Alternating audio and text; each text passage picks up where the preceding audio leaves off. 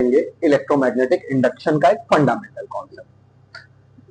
ज्यादातर स्टूडेंट्स को लगता है कि इलेक्ट्रोमैग्नेटिक इंडक्शन जो ये चैप्टर जिस चैप्टर से बिलोंग करता है वो फॉर्मूला बेस्ड चैप्टर है, लेकिन ये फॉर्मूला बेस्ड चैप्टर नहीं, ये कॉन्सेप्ट बेस्ड चैप्टर है। ये पूरा का पूरा चैप्टर सिर्फ एक ही क्वेश्चन के चारों तरफ घूमता है, और वो क्वेश्चन है कि आखिर किसी भी कॉइल में जब करंट जनरेट हुई तो उस कॉइल में बदलाव क्या। आज हम इसी कॉन्सेप्ट को जानेंगे, और इस कॉन्सेप्ट को जानने के लिए हमें चलना होगा आज से 200 साल पीछे, लगभग 200 साल पीछे, हेनरी क्रिश्चियन ओरस्टेड के पास। हेनरी क्रिश्चियन ओरस्टेड ने बताया, ऐसा एक फिनोमिना देखा कि जब कभी भी किसी भी कॉइल में इलेक्ट्रिक करंट फ्लो होती है तो उस कॉइल के चारों तरफ एक मैग्नेटिक फील्ड जनरेट हो जाता है। जब किसी कंडक्टर में एक इलेक्ट्रिक करंट फ्लो होती है तो कंडक्टर के चारों तरफ एक मैग्नेटिक फील्ड बन जाता है। अब बात यह है कि इस क्वेश्चन को, इस कॉन्सेप्ट को देखने के बाद बहुत सारे साइंटिस्ट के दिमाग में यह ख्याल आया कि अगर इलेक्ट्रिक फील्ड मैग्नेटिक फील्ड बना सकती है, अगर इलेक्ट्रिक करंट मैग्नेटिक फील्ड बना सकती है, तो मैग्नेटिक फील्ड की हेल्प से हम इलेक्ट्रिक करंट भी तो जनरेट कर सकते हैं। और फिर वहां से शुरू होती है माइकल फैराडे की जर्नी।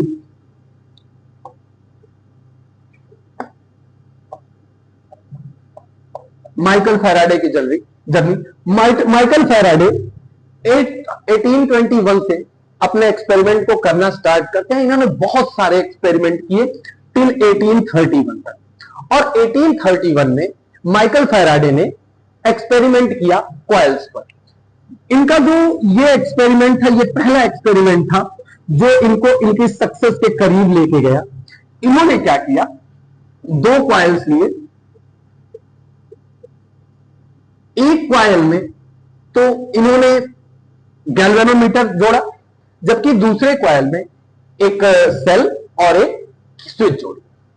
क्या हुआ, जब इन्होंने देखा कि जब हम स्विच को ऑन करते हैं तो पहली कॉइल के जब भी हम स्विच को ऑन करते हैं तो दूसरी कॉइल के गैल्वेनोमीटर में एक सडन डिफ्लेक्शन आता है, लेकिन जब ये स्विच ऑन ही रखते हैं तो वो सिर्फ एक सडन डिफ्लेक्शन होता है और तुरंत ही वापस से हमारी नीडल 0 पर भी चली जाती है।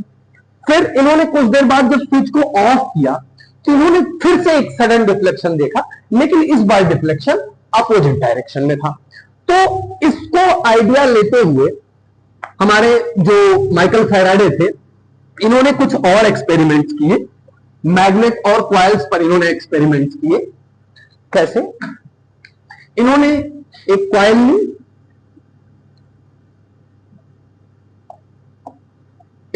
और एक मैग्नेट लिया।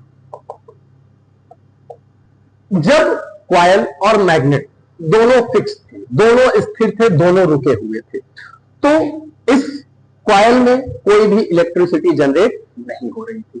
फिर इन्होंने नेक्स्ट स्टेप में क्या किया, ये मैग्नेट को धीरे धीरे ये कॉइल के पास लाने लगे। तो जब ये मैग्नेट को कॉइल के पास लाने लगे तब क्या हुआ कि हमारी जो कॉइल थी इसमें एक इलेक्ट्रिक करंट जनरेट होने लगा। इसके बाद दूसरे एक्सपेरिमेंट में इन्होंने क्या किया, दूसरे एक्सपेरिमेंट में इन्होंने मैग्नेट को फिक्स रखा और कॉइल को मूव कराना शुरू किया। तो जब ये कॉइल को मूव करा रहे थे तो भी हमारी कॉइल में एक इलेक्ट्रिक करंट जनरेट हो रही थी। तो यहां से जो हमारे माइकल फैराडे साहब थे, उन्होंने एक निष्कर्ष निकाला, एक रिजल्ट निकाला। उन्होंने क्या कहा कि जब कभी भी किसी भी कॉइल के मैग्नेटिक फ्लक्स में चेंज किया जाता है, मैग्नेटिक फ्लक्स में चेंज किया जाता है,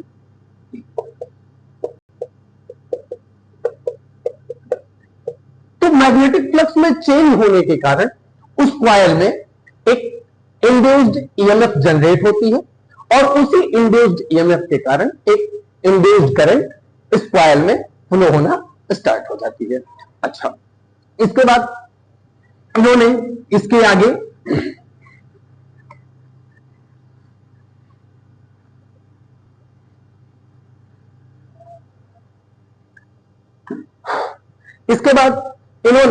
मैथमेटिकली इस पर एक रिसर्च भी, एक इक्वेशन भी दी। इन्होंने कहा E equals to minus D phi upon D T. यहां पर ये जो माइनस साइन है इसको आप ध्यान रखिएगा। यहां पे जो माइनस साइन है इसको ध्यान रखिएगा, इसको हम आगे अभी एक्सप्लेन करेंगे। लेकिन सबसे पहले मैं आपको इंड्यूस्ड ईएमएफ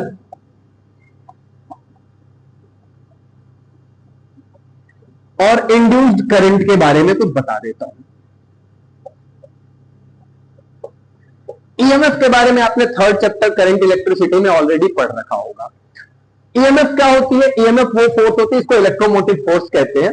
इलेक्ट्रोमोटिव फोर्स मतलब वो फोर्स जो कि एक इलेक्ट्रॉन को सेल के साथ पूरे सर्किट में मूव कराए, या सिंपल शब्दों में हम कह सकते हैं वो फोर्स जिसकी वजह से इलेक्ट्रॉन किसी क्वाइल में या किसी सर्किट में मूव करता है, उस सर्किट का ईएमएफ कहलाता है।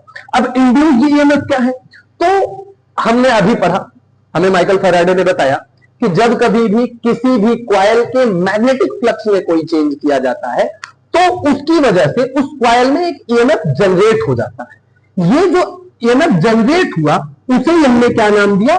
Induced EMF. और जब सर्किट में इंड्यूस्ड ईएमएफ आती है तो उस ईएमएफ के कारण सर्किट में एक करंट फ्लो होने लगती है, उसी करंट को हम नाम देते हैं इंड्यूस्ड करंट। अच्छा, इसके बाद मैं आपको मैग्नेटिक फ्लक्स के बारे में कुछ बता देना चाहता हूं। हम मैग्नेटिक फ्लक्स थोड़ा सा समझ लेते हैं, क्या होती है मैग्नेटिक फ्लक्स। ऐसे तो आपने पहले इलेक्ट्रिक फ्लक्स पढ़ रखा होगा, मैग्नेटिक फ्लक्स भी पढ़ रखा होगा, लेकिन मैं आपको एक बार दोबारा बता देता हूं मैग्नेटिक फ्लक्स क्या होता है। मैग्नेटिक फ्लक्स तो magnetic field line, magnetic field line किसी मैग्नेटिक फील्ड में मैग्नेटिक फील्ड लाइन किसी सरफेस से जितनी मैग्नेटिक फील्ड लाइन पास होती है वही उस सरफेस की क्या कहलाती है?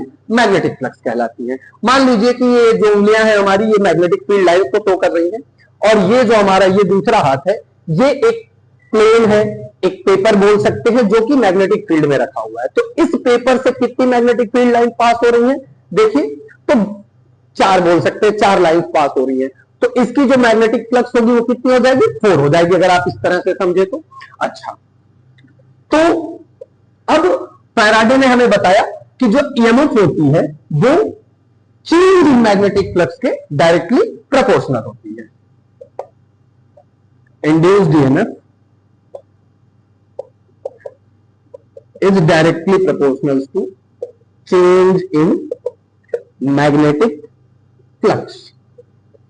यहां से एक और निष्कर्ष निकलता है कि जो करंट जनरेट हुई है वो मैग्नेट की वजह से जनरेट नहीं हुई, वो मैग्नेटिक फील्ड की वजह से जनरेट नहीं हुई, बल्कि वो जो इंड्यूस्ड करंट थी वो जनरेट होती है चेंज इन मैग्नेटिक फ्लक्स की वजह से। मतलब अगर किसी क्वाइल के मैग्नेटिक फ्लक्स में चेंज किया जाए तो उसके क्वाइल में एक इंड्यूस्ड करंट जनरेट होगी। ओके, यहां से अब हम मैग्नेटिक फ्लक्स को किस तरह से चेंज कर सकते हैं, तो उसके लिए हमें जानना होगा मैग्नेटिक फ्लक्स का फॉर्मूला, जो कि होता है BA cos थीटा। जहां पर B क्या है? मैग्नेटिक फील्ड है, A हम एरिया ऑफ क्वाइल बोल देते हैं क्योंकि हम क्वाइल से ही जो है मैग्नेटिक फ्लक्स को चेंज कर रहे हैं। एरिया ऑफ क्वाइल, और थीटा क्या है? थीटा आपको पता है मैग्नेटिक फील्ड और एरिया वेक्टर के बीच का एंगल है। ठीक है, तो मतलब हम किसी भी क्वाइल के मैग्नेटिक फ्लक्स के चेंज को 3 तरह से बदल सकते हैं। पहला, हम उसके मैग्नेटिक फील्ड में चेंज कर दें। दूसरा, हम क्वाइल के एरिया में चेंज कर दें। या तीसरा, हम मैग्नेटिक फील्ड और एरिया के बीच बन रहे एंगल के बीच में चेंज कर दें। इसके बाद मैंने आपको बोला था कि मैं आपको इस माइनस साइन के बारे में बताऊंगा। ये माइनस साइन क्यों आई? तो असल में ये माइनस साइन को एक्सप्लेन करती है लेंज।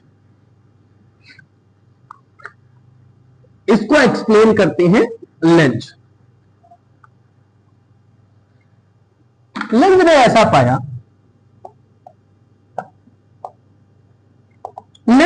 पाया, कि ये क्वाइल में जो इलेक्ट्रिक करंट जनरेट हुई, तो जो इंड्यूस्ड करंट होती है वो हमेशा उस रीजन का अपोज करती है जिसके कारण वो क्वाइल में जनरेट हुई थी। अब मैं आपसे पूछूं कि इंड्यूस्ड करंट जनरेट किसकी वजह से हुई थी, तो इसका आंसर क्या होगा?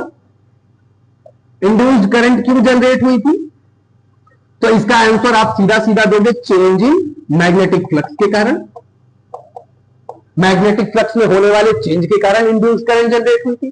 तो मतलब कि यह जो हमारी इंड्यूस्ड करंट है हमेशा किसका अपोज करेगी? मैग्नेटिक फ्लक्स में होने वाले चेंज का अपोज करेगी। मतलब हम सीधी बात कहें कि अगर हमारे पास कोई इस तरह की कॉइल है और यहां पर हमारा कोई मैग्नेट रखा हुआ है जो इधर नॉर्थ और इधर साउथ है, अगर मैं इस मैग्नेट को कॉइल के पास लेके आऊं, अगर मैं इस मैग्नेट को कॉइल के पास लेके आऊं तो इस कॉइल के मैग्नेटिक फ्लक्स में चेंज होगा और ये कॉइल क्या करेगी इसमें, फिर क्योंकि इसके मैग्नेटिक फ्लक्स में चेंज होगा तो इसमें एक इंड्यूस्ड करंट जनरेट होगी और वो जो करंट जनरेट होगी वो हमेशा इस मैग्नेट का अपोज करने की कोशिश करेगी। इसके कारण जो मैग्नेटिक फ्लक्स में चेंज हो रहा है उसका अपोज करने की कोशिश करेगी। तो कैसे अपोज करेगी? वो मैग्नेट को रिपेल करने की कोशिश करेगी। अब मैग्नेट को रिपेल कैसे कर सकती है? तो आपने पढ़ा है कि जो सेम पोल्स होते हैं वो क्या करते हैं? रिपेल करते हैं। तो मतलब जो हमारी कॉइल होगी उसके इस वाले हिस्से पर एक नॉर्थ पोल जनरेट हो जाएगा। यहां से हम करंट की डायरेक्शन भी बता सकते हैं कि जब मैग्नेट पास आ रहा होगा और ये पोल नॉर्थ होगा तो देखिए कुछ इस तरह की डायरेक्शन बनेगी, मतलब कुछ इस तरह से करंट फ्लो होनी शुरू होगी। और वहीं जब ये मैग्नेट दूर जा रहा होगा उसकी वजह से भी इसके मैग्नेटिक फ्लक्स में चेंज होगा क्योंकि इससे पास होने वाली मैग्नेटिक फील्ड लाइन अब कम होने लगेंगी। तो अब यही सेम जो हमारा कॉइल होगा अब यहां पर एक साउथ पोल जनरेट करना शुरू कर देगा ताकि वो इसके पोजीशन में होने वाले चेंज को रोक सके। तो अब हमारे पास जो करंट की डायरेक्शन होगी वो ऐसे होगी। ओके, तो यहां पर ये जो माइनस साइन आई, ये माइनस साइन यही बताती है जो लेंज का लॉ कहता है, लेंज का लॉ कहता है कि जो इंड्यूस्ड ईएमएफ होती है हमेशा उस रीजन का अपोज करती है जिसके के कारण वो जनरेट हुई। अब हमारी इंड्यूस्ड ईएमएफ जनरेट किसके कारण हुई? चेंज इन मैग्नेटिक फ्लक्स के। तो चेंज इन मैग्नेटिक फ्लक्स कब होगा? जब या तो चुंबक पास आएगा या चुंबक दूर जाएगा। तो जब चुंबक पास आएगा तो जो हमारी इंड्यूस्ड करंट होगी वो उस पर अपोजिट डायरेक्शन में फोर्स लगाएगी, उसको दूर भेजेगी। इसीलिए यहां पर हमने साइन क्या लगाई है? माइनस लगाई है। Thank you.